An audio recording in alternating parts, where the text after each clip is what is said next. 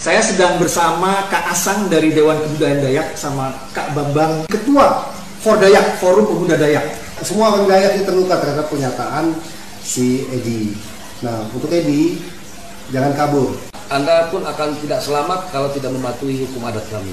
Apa kira-kira sanksi yang akan dikenakan ke si Edi Mulyadi ini apabila suatu hari dia dihadirkan ke pengadilan Majelis Adat Dayak? Oke. Sanksi tadi satu, permintaan maaf setelah nanti bersidang. Yang kedua adalah sanksi-sanksi yang berupa benda. Macam denda gitu? Denda ya. Benda itu kan bisa dalam bentuk binatang, kerbau. Jadi sebenarnya Edi Mulyadi ini tidak perlu khawatir. Pengadilan adat Dayak itu bukan untuk mematikan Anda ataupun membunuh Anda. Yeah. Lebih aman buat dia untuk datang hadir betul, daripada dia menghindar. Jadi yang paling ditakut itu ketika dia kabur.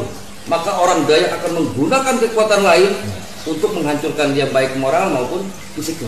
Pagi ini saya nanti insya Allah bersama teman-teman lawyers akan mendatangi Barreskrim untuk memenuhi panggilan yang kedua. Ya.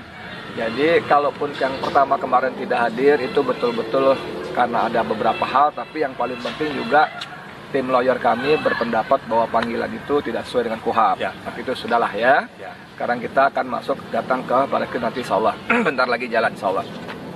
Yang pertama, kesempatan ini kembali saya akan gunakan untuk memohon maaf.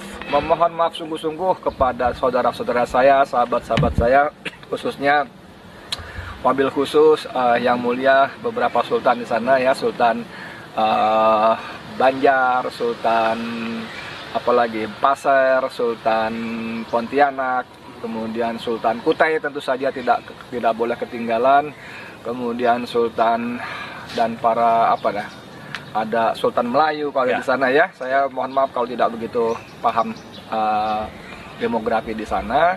Juga tentu saja kepada rakyat semua di sana dan segala macam etnisnya termasuk etnis Dayak ya. Saya kembali mohon maaf, saya tidak ingin berdalih ini untuk ungkapan segala macam, tapi saya mohon maaf itu semua bahwa itu telah membuat teman-teman saudara-saudara saya tersakiti. Mohon maaf sekali lagi, selamat. Iya. Kemudian pada kesini saudara sekalian, saya juga tahu bahwa kasus saya ini tidak murni hukum, ya Bang Rahun ya.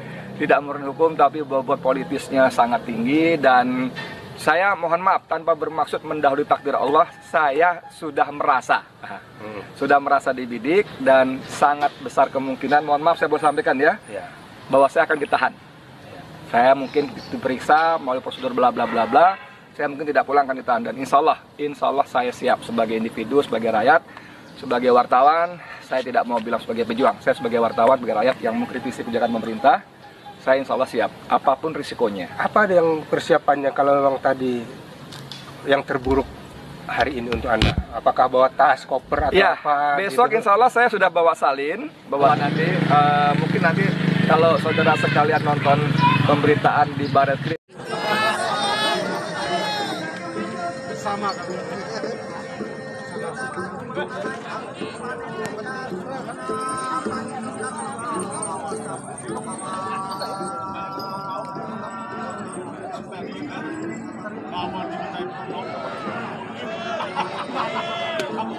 musuh saya, dan saya kira bukan penduduk Kalimantan, bukan suku ini, suku itu, segala macam, tidak. Saya kembali minta maaf kepada para sultan, Sultan Kutai, Sultan Pasir, Sultan Banjar, Sultan Pontianak, Sultan Melayu atau apa segala macam, termasuk suku-sukunya, suku Pasir, suku Kutai segala macam, termasuk suku Dayak tadi. Semuanya saya minta maaf, tapi mereka semua bukan musuh saya. Musuh saya dan musuh kita adalah ketidakadilan. Dan siapapun pelakunya yang hari-hari ini dilakonkan oleh para oligarki melalui tangan-tangan para pejabat publik kita. Oke? Cukup itu ya. Izin Pak, saya dari Kalimantan langsung. Siap ya, dari media di sana. Apa yang mau disampaikan Pak? Ini kami diserang langsung, ini disaksikan. Panjang lebar tadi sudah. Bukan, ini permintaan maaf tadi apakah sudah cukup?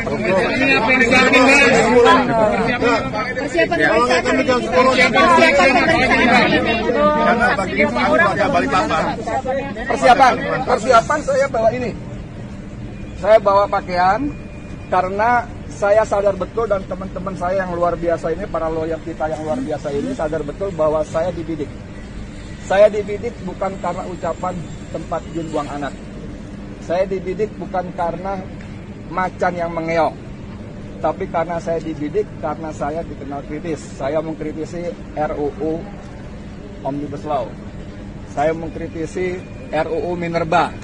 Saya mengkritisi revisi KPK. Itu saya kritisi semua dan itu jadi bahan inceran karena podcast saya sebagai orang FNN itu dianggap mengganggu kepentingan para oligarki.